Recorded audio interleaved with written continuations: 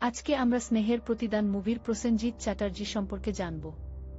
স্নেহের প্রতিদান চলচ্চিত্রে প্রসেনজিৎ চ্যাটার্জি পারিবারিক ভালোবাসা ও আত্মত্যাগের এক অনন্য প্রতীক হিসেবে নিজের অভিনয় নৈপুণ্য প্রদর্শন করেছিলেন। ভাইবোনের প্রতি গভীর মমতা এবং তাদের ভবিষ্যতের জন্য নিঃস্বার্থভাবে সবকিছু বিসর্জন দেওয়ার যে মর্মস্পর্শী চিত্র তিনি ফুটিয়ে তোলেন, তা দর্শকদের চোখে জল এনে দিয়েছিল।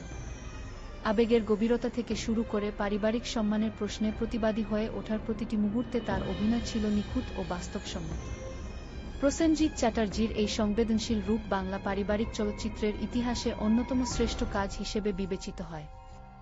আজকে আমরা স্নেহের প্রতিদান মুভির প্রসেনজিৎ চ্যাটার্জি সম্পর্কে জানব।